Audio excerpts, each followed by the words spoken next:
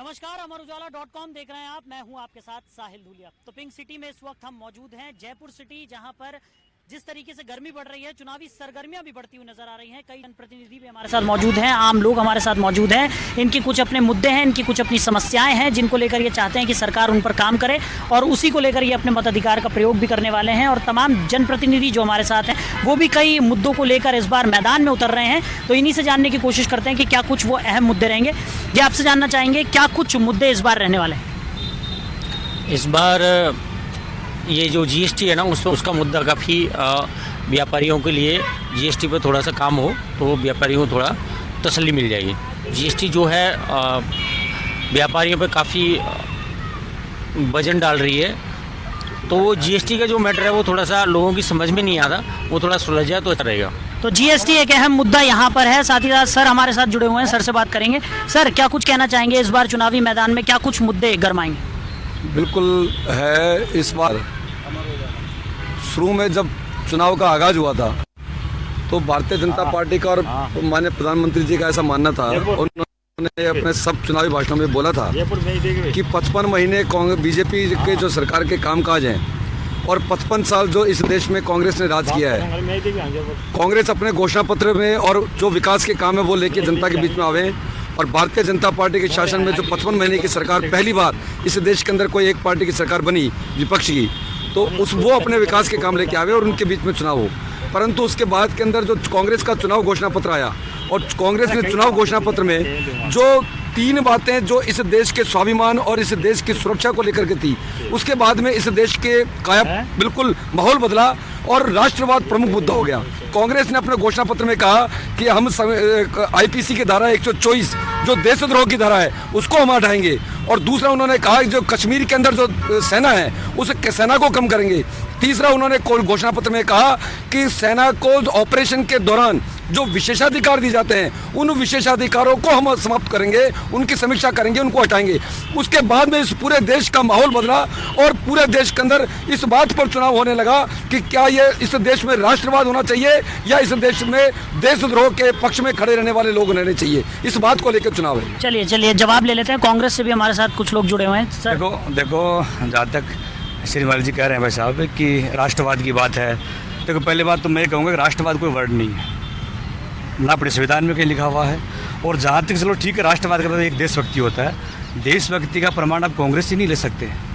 जिस कांग्रेस ने 2 प्रधानमंत्री देश के लिए गवा दिए, आज़ादी से लेके आज तक, सुई से लेके जीरो से लेके आज देश कहाँ तक स्टेबल है, कितना डेवलप है, वो कांग्रेस की देन है।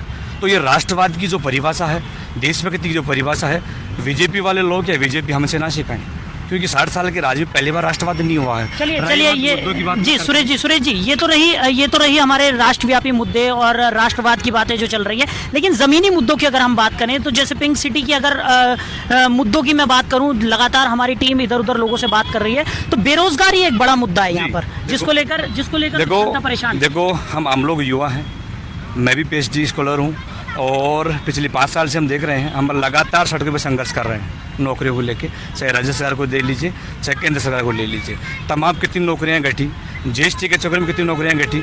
उसके बाद इन लोगों ने नोटबंदी अचानक करी।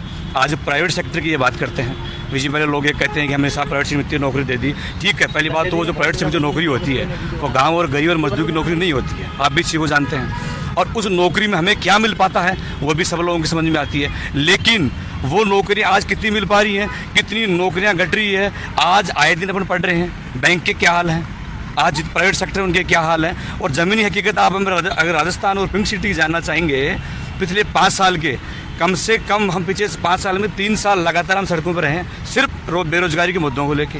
चलिए जवाब ले लेते हैं। सर, क्या कहेंगे बेरोजगारी को लेकर, जिस तरीके से यहाँ पर युवा जो हैं उनमें रोष देखने को मिल रहा है? सर, ऐसा कोई मुद्दा नहीं है, ये तो कांग्रेस वाले हैं, विपक्ष वाले विपक्ष का काम कर रहे हैं, तो मुद्दा बना रहे हैं। आज बेरोजगारी को एक दिन में तो पैदा नहीं हुई है, 70 साल से शासन कर रहे हैं। आज कह रहे हैं साहब बेरोजगारी बढ़ रही है, बेरोजगारी को एक दिन में तो आई नहीं है। ये 5 सालों में बेरोजगारी की क्यों बातें करने लग गए? 17 साल इनका शासन था, तब तो उन्होंने बेरोजगारी दूर करी नहीं। दूसरी बात है, हमारे जो प्रधानमंत्री नरेंद्र भाई मोदी ने, उन्होंने इसको इंडिया नाम से कई लोन की सुविधाएं दी है, लोगों को रोजगार दिया है। और IT ट्रेनिंग भी दी है, तो उन लोगों को रोजगार तो मिल रहा है। हमारी अर्थव्यवस्था थी 11वें स्थान से आगे 6वें स्थान भी आ गई है। अगर इतनी छलांग लगाई तो रोजगार तो मिले है ना, तभी तो अर्थव्यवस्था में सुधार हुआ। रही बात नोटबंदी से ये फायदा हुआ कि जो अपनी जो पैरेलल इकोनॉमिक चल रही थी वो खत्म हो गई सर। अपने पास मार्केट में मतलब जो काला धन को जिसको बोलते हैं, पैरेलल इकोनॉमी जो चल रही थी वो खत्म हो गई। सब लोग अभी जीएसटी में 1 नंबर में काम करने के लिए मतलब उनकी मानसिकता बदल रही है। वो लोग कहते हैं हम 1 नंबर में पैसा जो टैक्स में जाता है वो राष्ट्र के काम आएगा। जितना कलेक्शन होगा तो उसे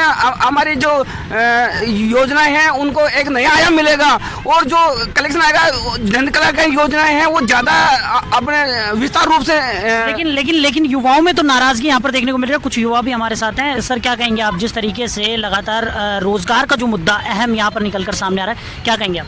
ये रोजगार का मुद्दा तो हर युवा के लिए है, और रोजगार हर युवा रोजगार मांगना चाह रहा है, चाहे वो कांग्रेस हो चाहे वो बीजेपी हो। सबसे बड़ा मुद्दा रोजगार का रहता है, चाहे वो नरेंद्र मोदी जी हो चाहे राहुल गांधी जी हो, उनसे फ़र्क नहीं पड़ता। लेकिन युवा को रहता है एक तरीके से रोजगार मिलना, और वो रोजगार मिलना चाहिए। चलिए सर, आप क्या कहना चाहेंगे जिस तरीके से ज़मीनी मुद्दे जो हैं यहाँ पिंक सिटी के जयपुर के जो ज़मीनी मुद्दे, क्या वहाँ पर काम हुआ है? जी काम तो हुआ है। पिछले 5 साल में भाजपा का रास्ता अच्छा काम किया है। कांग्रेस गवर्नमेंट की क्या है कि बेरोज़गारी के नाम पे, बेरोज़गारी तो एक दिन का तो वर्डिंग है नहीं कि एक दिन पे बेरोज़गारी बढ़ी है, पीछे बहुत लंबे समय से हुआ है। हम तो नरेंद्र मोदी से चाहेंगे कि जीएसटी का एक ऐसा सरलीकरण कर दे कि अकाउंटेंटों के पास नहीं जाना पड़े, एक आम आदमी उस जीएसटी को भर दे। जैसे अपन आधार कार्ड कुछ भी फॉर्मेलिटियाँ करते हैं तो इजी गोइंग हो जाती है, ऐसा सिस्टम कर दे। सर आप क्या कहना चाहेंगे जिस तरीके से जो यहाँ के मुद्दे हैं, बेसिक जो सुविधाएं होनी चाहिए वो मिल रही हैं? बिल्कुल सर, नरेंद्र मोदी प्रोवाइड करा रहे हैं हर चीज़ को, कोशिश में लगे हुए हैं, कोई कम कर रहे हैं, ऐसी बात नहीं है। मोदी जी अब बहुत सारी व्यवस्था को इस तरह लेके आ रहे हैं, और मोदी जी प्रधानमंत्री आना बस। चलिए, तो यहाँ पे तमाम मुद्दे हैं, और भी लोग हमारे साथ जुड़े हुए हैं। आप क्या कहना चाहेंगे? सर जैसे कि नरेंद्र मोदी ने कहा था कि 1.5 करोड़ नौकरियाँ हर युवा को दी जाएगी, लेकिन ऐसा हुआ नहीं। वसुंधरा सरकार ने भी कहा 15 लाख नौकरी दी जाएंगी, और अभी फ़िलहाल राजस्थान में नई गवर्नमेंट बनी है, अशोक गहलोत जी ने कहा कि बेरोजगारों को भत्ता दिया जाएगा।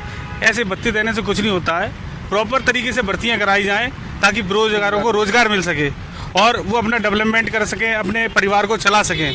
आज राजस्थान में काफ़ी संख्या में छात्र बेरोजगार फिर रहे हैं, और बीएड बीएसटी वाले जिन्होंने 2013 में पेपर दिया है, अभी तक उनकी 26,000 की जो रिक्वायरमेंट थी वो अभी तक पूरी नहीं कर पाई है सरकार, चाहे वो कांग्रेस की रही हो चाहे बीजेपी की रही हो। तो एक बेसिक मुद्दा रोजगार का रहा है, और छोटे उद्योग जो है वो जीएसटी से थोड़ा खत्म हो गए हैं। तो सरकार को चाहिए कि थोड़ा जीएसटी को सरल करे, जिससे कि उनका विकास हो सके और थोड़ा नेट डेवलपमेंट हो सके। तो ये एक अहम मुद्दा यहाँ पर है कि जीएसटी का सरलीकरण यहाँ पर होना चाहिए। तो सर आपसे जानना चाहेंगे, जीएसटी को लेकर आपने तमाम लोगों के व्यूज़ यहाँ पर सुने कि लोगों को खासा परेशानियों का सामना यहाँ पर करना पड़ रहा है, क्या कुछ? देखिए बिल्कुल सही है। इससे एक बात तो साबित हो गई कि जीएसटी के सरलीकरण की बात है, वो बात समझ में आती है, परंतु जीएसटी के कारण से जो देश के अंदर जो आर्थिक प्रगति हुई है वो एक बहुत बड़ा मुद्दा है। मैं आपको कहना चाहूँगा कि पहले व्यापारी को अलग अलग प्रकार के टैक्स भरने पड़ते थे, अलग अलग, और उसमें चोरी की संभावना भी ज़्यादा रहती थी और उसका हिसाब किताब रखने में भी परेशानी थी। पर आज पूरे देश के अंदर एक देश एक कर की जो व्यवस्था हुई है, और अभी ये लागू हुआ है व्यवस्था, और मैं आपको बताना चाह रहा हूँ कि लागू होने के बाद के अंदर इस पूरे देश की जो फिजा बदली है, वो फिजा बदलने का आप ये देखिए कि पूरे देश में 70 साल से केवल 3% लोग ऐसे थे वो थे जो इनकम टैक्स भरते थे। आज जीएसटी लागू होने के बाद के अंदर पूरे देश में 6.5% लोग ऐसे हैं जो इनकम टैक्स भर रहे हैं। यानी देश के अंदर जो एकदम से जो क्रांतिकारी परिवर्तन आया है, और जो 11वें स्थान के ऊपर से 6ठे स्थान के ऊपर देश में एकदम से जो जंप मारी है, या आप निश्चित तौर पर मानिए कि पहली बार व्यापारियों के लिए सोचने का समय, सोचने के बारे में बीजेपी सरकार ने कहा कि जो छोटे व्यापारी हैं, जो मध्यम व्यापारी हैं, उनके लिए पेंशन योजना लागू करने की जो बात कही है वो भारतीय जनता पार्टी सरकार ने कही है। और ये तय है बात कि इस देश में बेरोजगारी का विषय हो या जीएसटी का, बेरोजगारी के विषय में एक बात मैं आपको कहना चाहूँगा कि बिल्कुल बेरोजगारी वाला विषय सब लोगों ने बताया कि इस देश में केवल बेरोजगारी भत्ता दे देने से या किसानों के कर्जे माफ करने से क्या वो समस्या का सोल्यूशन हो जाएगा? नहीं हो सकता है। वो एक राहत हो सकती है, पर उस राहत के अंदर भी जो दगा किया कि इस विधानसभा चुनाव से पहले ये यहाँ पर घोषणा की गई, राहुल गांधी ने उंगलियां गिनाई और उंगलियां गिना करके कहा कि 10 दिन के अंदर किसानों का कर्जा माफ हो जाएगा। पर आप ये देखिए कि कांग्रेस का कोई व्यक्ति संख्या बतावे कि हमने इतने किसानों का कर्जा माफ किया। जवाब ले लेते हैं। सर क्या कहेंगे, जिस तरीके से 10 दिन का समय यहाँ पर मांगा गया था? मेरी बात सुनिए, बात 10 दिन की नहीं है, 5 साल के इनके वादों में क्या हुआ? तो ठीक है, 10 दिन के अपन मान देते हैं, सरकारें बनी है। आप मेरी बात सुनिए, सरकारें बनी है, अपनी योजनाएं बना रही है, फाइलों में काम होगा, उसके बाद उसका इम्प्लीमेंट होगा।